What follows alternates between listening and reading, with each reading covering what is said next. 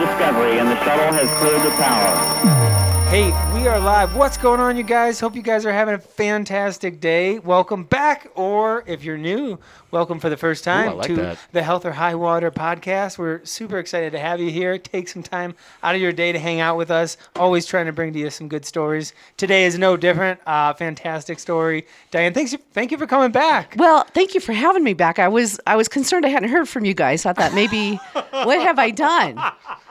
I will take full responsibility for that. I am so sorry. Did I not? Oh, I'm sure we reached out to you. No, you did. I'm just joking. We missed you this whole time. I'm sure. You have been quite busy, though. Yeah. Yes. With this new, other than getting over being sick, which we all have.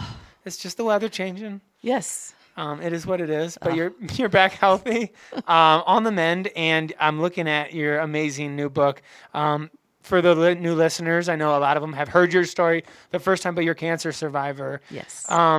This new book, tell me about the process of writing it. Tell me what started it. Sure. Tell me a little bit about the origins of it. Thank you so much. Well, so I'm a 10-year stage 3 breast cancer survivor and am very, very grateful and thankful to be alive. And so during my treatments process, which was 10 months of hell, I became very concerned about the lack of mental health support that 10 years ago was not a very standardized part of cancer treatment and post-cancer care. And so I jumped on that bandwagon and I wrote my first book called The Unlikely Gift of Breast Cancer about my experience, my year with breast cancer, and how my discoveries and what I found out about how important it is to focus on your mental health when it comes to healing your body from a variety of physical ailments, including cancer. So I wrote about it in that first book, and the first book was very well received, such that immediately readers started reaching out to me, asking me to write a follow-up book about what happened after treatment ended. And I, at the time, thought they were just absolutely crazy. And nothing's going to happen. Well, as it turns out, a lot of bizarre, inspirational, crazy, funny things happened, at least to me. And this is, again, my next book called Unlikely Gifts Unwrapped. Unfiltered Reflections on Life After Breast Cancer is actually my viewpoint, my experience of everything that happened to me, both emotionally, psychologically, and physically. Everything from the hair to my body chemistry changing to really feeling like at age 50, a need to really start over, rebuild myself. And how do you do that? How did I approach it? And what did I experience? Went through COVID during that 10-year period. How did that impact me? Got laid off from a job I'd had for 14 years. How did that impact me? And it's been very therapeutic once again.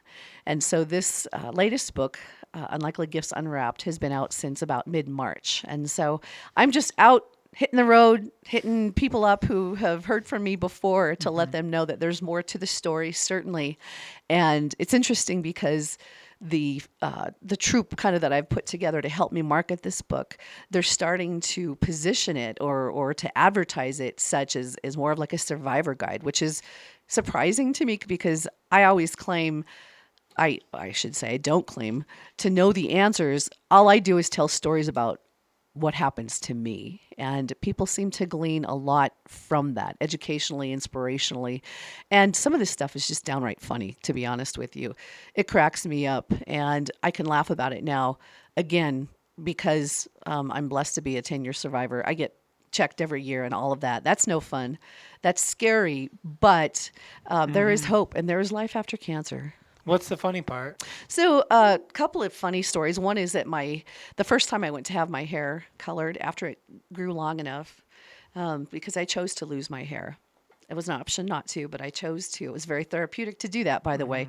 Part of my recreating myself, rebuilding myself. So I went for that first hair coloring, and my hair was about 1 inch long. And I went back to the same stylist, colorist who had done my hair for, 15 years before that. So we were so happy to see each other because, of course, I hadn't seen her in like a year. I sit down and I'm just chatting away, chirpy, and she colors my hair. And then, as I say, I had a Brady Bunch moment in that. I was a big Brady Bunch fan when it was after the initial run in the 70s when I was growing up. I was a big Brady Bunch fan. And in the very last episode of the regular season, the oldest son, Greg, is graduating from high school, and his youngest brother, Bobby, is trying to get rich selling some neat and natural hair tonic. And so Greg puts it on his head right before graduation. It turns his hair orange. So I was at the stylist's, and she rinsed out my hair color, and then she blew it dry, and then she turned me around. I had orange hair. And she had used the same hair color she'd used before. I'd gone through cancer treatment, and I freaked. I just was speechless, and she knew right away because she's seen it all. And she said, Diane, sometimes your body chemistry can literally change from these chemo drugs that they give you. So I have no idea whether that's true or not. That's why I decided it was true.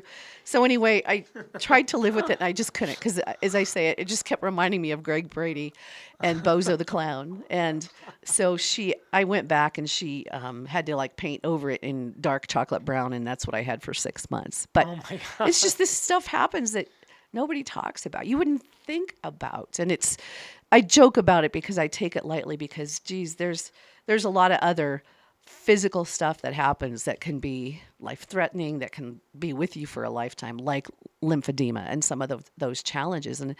And so again, this was just something that I kind of shook off, but I find it's just the different way now that I deal with those types of challenges is kind of with a breath of fresh air and gratitude, as opposed to like horror. Yeah. The mental health switch, was it a bunch of different things along the way that helped you you feel like grow? Was there any one big moment other than that? Sounds like that was kind of a moment for you. Or was it like one specific moment you remember? What was the biggest switch for you? Yeah. It was actually when I was still going through chemo, which was the first part of my 10 months of treatment, that I realized I was cycling into depression because of the cyclical nature of chemo. So for me, it was when I was having weekly infusions, and I would have my infusion on Wednesday afternoon. I'd be high from the steroids on Thursday, getting all kinds of things done. And then Friday at 10 a.m., I'd crash. And it was like literally I had walked in front of a freight train for 3 days, and I survived on Tylenol every 8 hours just because I ached everywhere and I had no energy. And I became concerned that I was never going to feel good again. And that was my depression. And so I asked my oncologist whether she could refer me to a therapist that understood what it was like for a 50-year-old woman like me that wanted to believe she was in control and knew she wasn't in control, to have to deal with something like breast cancer. And she didn't know of any therapists that worked with cancer patients. And I kind of went a little nutso, and you'll appreciate this because of what you guys do. Yeah. And I said, we have marriage and family counselors. We have sports psychologists. Why don't we have cancer psychologists? And she said, I know they exist, calm down. But I just don't know of any. So that's really the moment that I realized, I am very concerned about this. This can't be that big of a problem. And as it turns out, it was more of like a workforce development and training challenge that we just were not offering these types of training opportunities to mental health professionals, whether they're at the master's level or at the doctorate level. Many psychologists who are trained in this, clinical psychologists who are trained in what's called psychosocial oncology, or psycho-oncology for short, get their training at the postdoc level. It's very specialized. So anyway, I thought I could help solve this problem, or at least bring attention to it. And so that was my aha moment and I was looking for a life raft, something to hold on to grab onto, to say, this is my contribution to this awful, awful experience called cancer, because I'm the kind of person that this needs to be something meaningful, turn into something meaningful that stays with me for a lifetime. And so that was the moment. And I changed forever. Did you find were there activities that you picked up, like new ones at all? I mean, obviously writing is, just from a physiological or psychological perspective, it's not only therapeutic, but it's something that everybody should do, right? Yeah. Like anyone, Tripp will attest to this too. We have people journal when they're learning how to eat correctly. There's so much science behind journaling. So yeah, that's therapeutic. Were there any other things you found that I picked up a new activity or hobby-wise? I would say Journaling was certainly a big one. I was trained as a journalist, but I'd never done any creative writing or healing writing or anything like that because I was just so sick of it because I did that all day long. Yeah. Again, propping everybody else up. But I realized not just the art or the act of journaling, but it was really focusing on myself for once, really analyzing myself and practicing self-care and taking a nap in the afternoon. And I had never done that before. I was always so obsessed and consumed with making everyone else look good that I just wasn't comfortable taking care of myself. And that certainly included, for at least a while, experimenting with really clean eating. And I found that my expectation was that was going to help. And I felt so lousy all the time that didn't really matter what I ate. Nothing was going to help. And so I had been warned or advised, I should say, not to eat my favorite foods during chemo because it was possible I'd never want to eat them again. So, oh, really? Yeah. And so I wasn't like, some people can't eat with metal silverware. They advised and I tried this for a while, to eat with plastic silverware because that metal taste in your mouth sometimes because of all the drugs in your body. Oh, it becomes like a memory?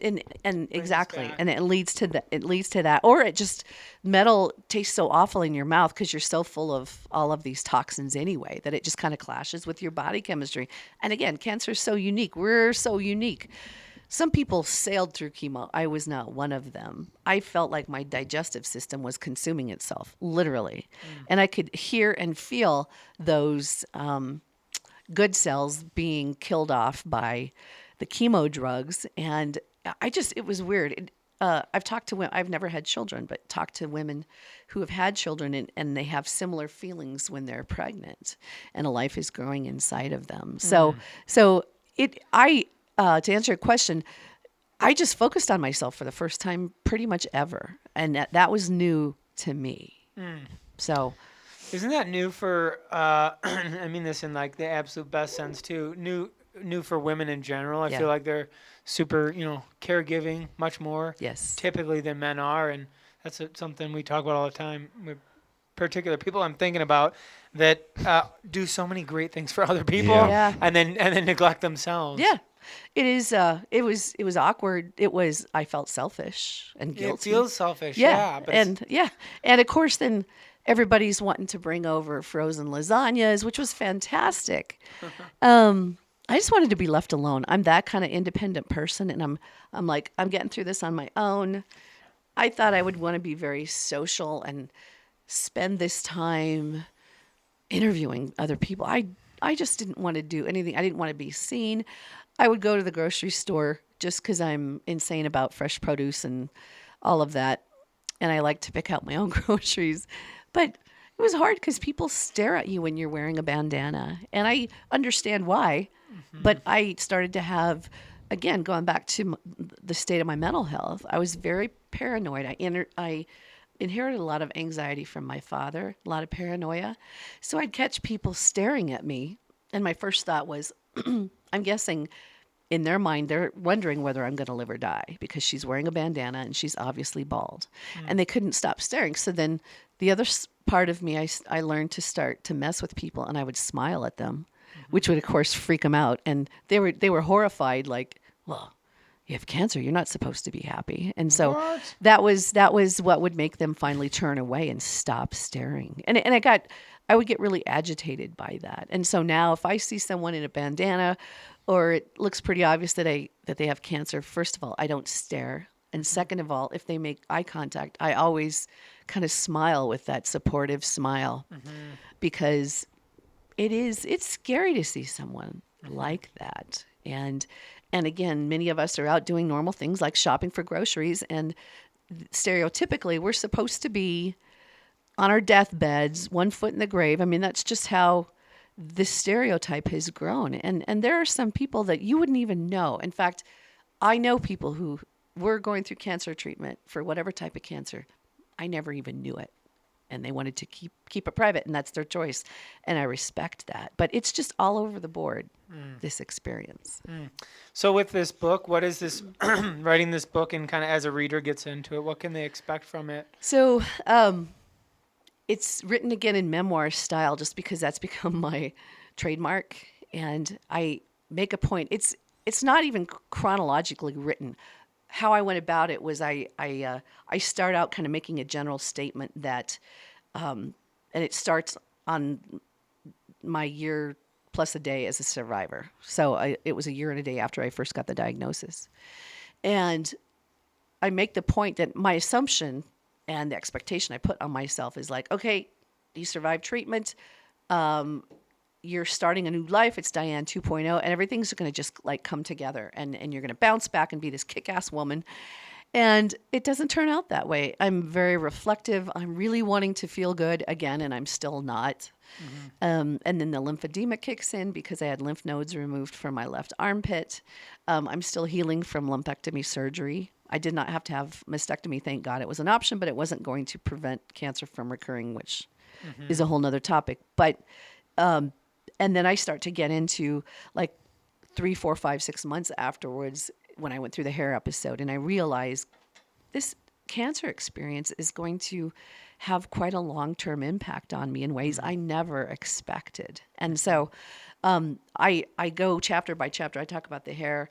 I had a really bizarre incident with my teeth. I had to have cataract surgery as a result of all those steroids I had to take for nausea. That actually, I've only had cataract surgery in one eye when I was 55 because my eye doctor, she said, it could be that you had so many steroids to help quell the nausea that actually accelerated everything that's going to go wrong in your body, including cataracts. So I've already been through cataract surgery. So I talk about that where I'm there as a 55-year-old with all the 70 and 80-year-olds, like, what are you doing here? And it just is how I continued to realize that I'm grateful to be alive. I'm an advocate for survivorship and paying more attention to mental health. But really that unlikely gift is that I understand myself. I have so much better clarity about who I am, what I stand for, the people I want to hang out with.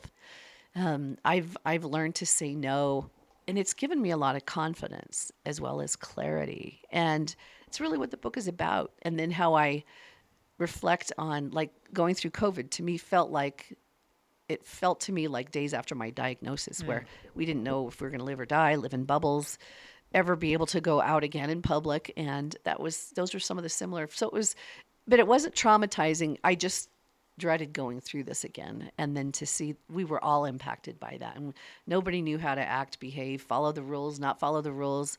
What do you do? What's the etiquette here? And then that's just your own thoughts. And where I was working at the time, we had then this other set of rules that we were supposed to abide by, but nobody did. And it was just awkward. What a bizarre year that was. Did you were jumping? Yeah, so we got a quick ad real fast from one of our sponsors, Gene Planet. Commercial break. We need to make we need a soundboard. Commercial break.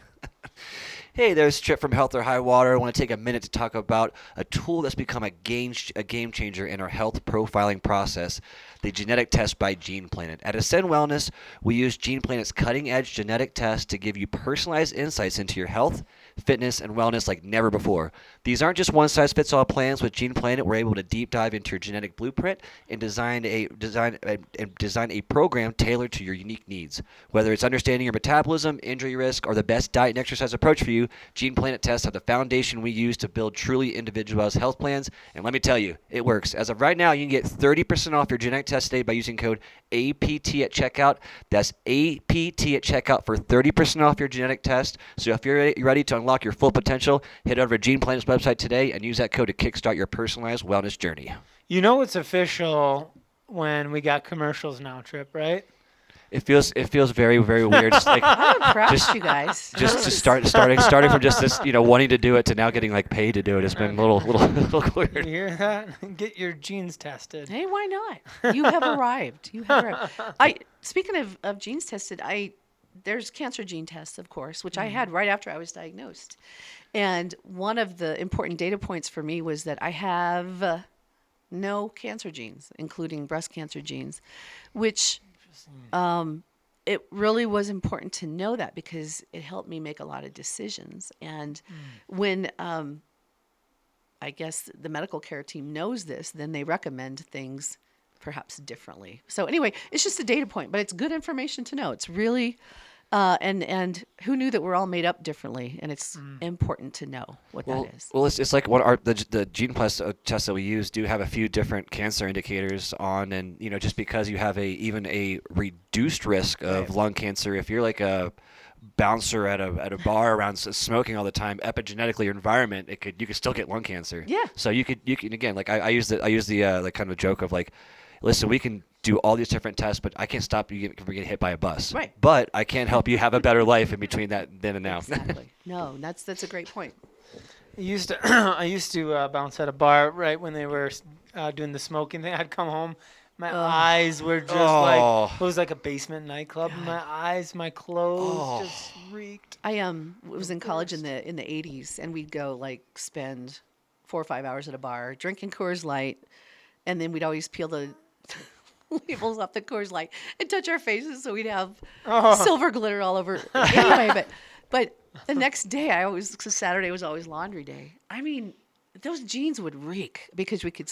I didn't smoke, but this smoke in those bars. No, it was awful. You could never wear them the next day. And of course, I was hungover, and then you could just smell them from across the room. Nasty. There's nothing worse than cigarette smoke too. Because the smell is so bad. Do you ever like get behind someone driving and it just like barrels into your car? You're like, oh, please stop. Yeah, exactly. Please stop. Like it's too hot for me to have my windows up. You used to be able to smoke cigarettes on an airplane.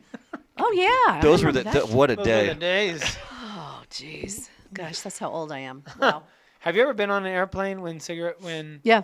What? Yeah. Oh my gosh. Yeah. So I'm old. I'm going to be 60 this year. No, but I do, and especially like in Europe and stuff, and that because everybody smokes, or at least did. A lot more people did. That was just everybody did. My parents did. They're losing a lot of their customers. Yeah, it's interesting, and how they're going to other quote unquote products too. But that's another conversation. Now we're going to start talking about you want to get me started on the tobacco industry? Yeah. We'll turn this into an all-day affair. Pivot. The psychological 9 out of 10 doctors recommend Camel Lights. Well, and then like in the 80s, all the cigarette companies were losing money because of those anti-ad commercials. Then they bought Nabisco and Kraft, and the cigarette companies got in there. During the World War II, they had cigarettes in their meals. Oh yeah. Yeah. In their meals? Their meals, the MREs and stuff like that. They had cigarettes in the meals. Oh, like you could just pull them out and smoke them? Yeah, it was like, a piece of chocolate for whatever, and your cigarettes. It was like the original influencer was they would give you know what I mean? They'd like give you the cigarette, the actor or the woman would be smoking on, and like, God, she's so cool. I'm so terrible. I tried to smoke. I'm so uncoordinated. I have zero athletic skills. And I remembered, because I was probably 19 or 20, and I was illegally drinking in a bar somewhere in Nebraska where I grew up. And so everybody was smoking. So I'm like, let me try that. And I couldn't do it. I wasn't coordinated enough.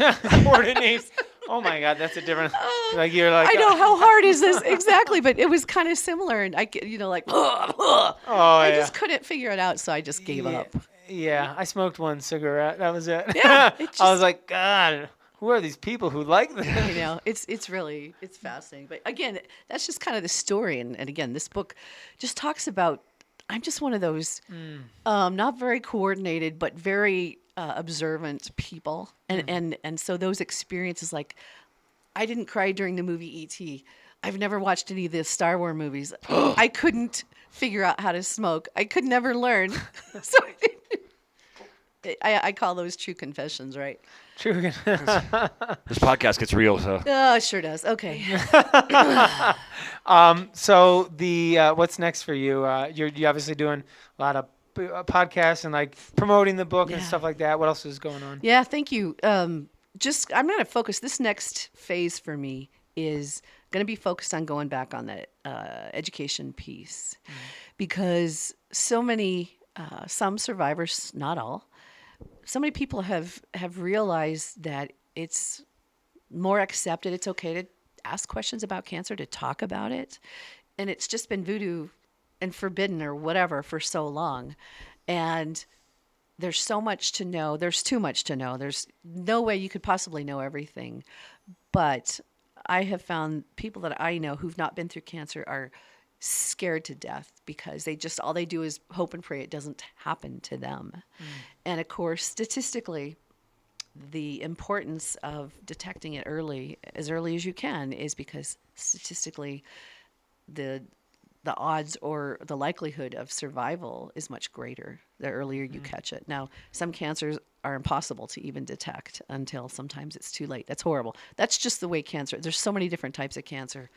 But people have asked me to get into the whole can you just develop a curriculum for anybody that wants to learn about what you should know about cancer, kind of cancer for dummies or whatever. Yeah. And I'm not that person that understands and can develop curriculum, but I know a lot of people that can. And so conversations are going on right now about hopefully offering a class that's accessible to anybody. You can take it online through a community college to really learn about what is unique about cancer and, of course, facing your mortality.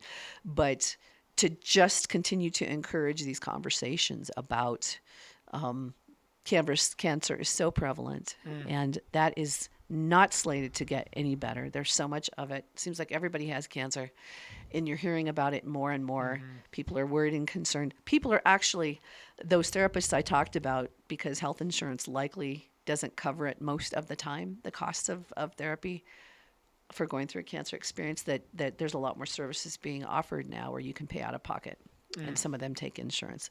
Anyway, I just want to be an advocate to bring more attention to this, to say that I know that I am actually a much more joyful person because I turned this trauma into a monumental, pivotal moment in my life that changed everything. And I'm so damn grateful to be alive. I'm just blessed. And we're losing friends all the time now to cancer. It's awful. I don't take this lightly, but there is something about people that complete strangers come up to me and let me know what they've been through and their cancer or a loved one that they had, and they always start to cry.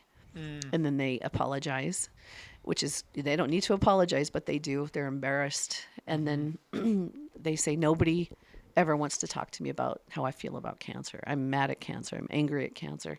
Cancer happened to me 10 years ago, and it still makes me cry. But nobody in my family wants to talk about it anymore, because the assumption is that you survive cancer, you should just be happy to be alive and put it behind you. And you can't, because cancer never leaves. And that I believe that. It's just, there's triggers, there's traumas. It's just one of those experiences, not unlike a death, a divorce, something that traumatic that happens to you, that unless you try to process that and understand it, you can bury it, much like PTSD, but it will haunt you. Sometimes in your dreams, sometimes driving down the road in the middle of the day, or you smell a certain smell and it just pops back. So, well, it's interesting. I love the the title, Unfiltered Reflections on Life After Breast Cancer, because it's obviously like a journey of becoming authentic too, right? I think we hide a lot of our feelings and, oh yeah, I'm fine. But I think being authentic and genuine is one of the hardest things you can do. But it's like it is super, freeing. So you guys, Unlikely Gifts Unwrapped, Unfiltered Reflections on Life After Breast Cancer. Diane, I'm going to spell your last name, Simard. You can find it on, where's this on? Yeah, so it's available on Amazon now, finally. Or you can go to my website, dianemsimard.com, and you can buy all my books there. You can also buy all my books on Amazon and other book retailers. I'm an independent author, so I'm not a Stephen King or anything like that. There's a lot of people writing books, so there's a lot of competition. But I'll just say a little plug for myself. I'm realizing, and I want to embrace this, and I'm, again, very grateful for this. Many of my friends, many who have read my work and my advocacy work and appreciate what I do, anytime anyone in their network or someone they know gets a cancer diagnosis, they always purchase my books or recommend my books, and I'm so grateful for that. You talk about impact. That's why I do this. It's not to make money. It's to continue to heal, to have impact, and to help others that are going through this or scared to death that they may someday be facing a diagnosis, to know that they're not alone. Yeah, and they're not in the dark. Correct. They have a whole support group. That's amazing. Well, thank you, from the bottom of Tripp and I's heart. We appreciate everything you're doing. You've already wrote a book, and we appreciate it. We need people like you. The world needs people like you. And not only have you done amazing things, but I know for sure your future is super bright too, with helping a lot of people. So you guys listening, hope you've enjoyed this episode. Please feel free to reach out to Diane. You can find her on Amazon or books there. I'm sure you would appreciate messages. Absolutely. If they can contact you somehow. Yeah, there's a contact page on my website. Perfect, and they can reach out to you. Yep. So do it. You're not alone. Get connected.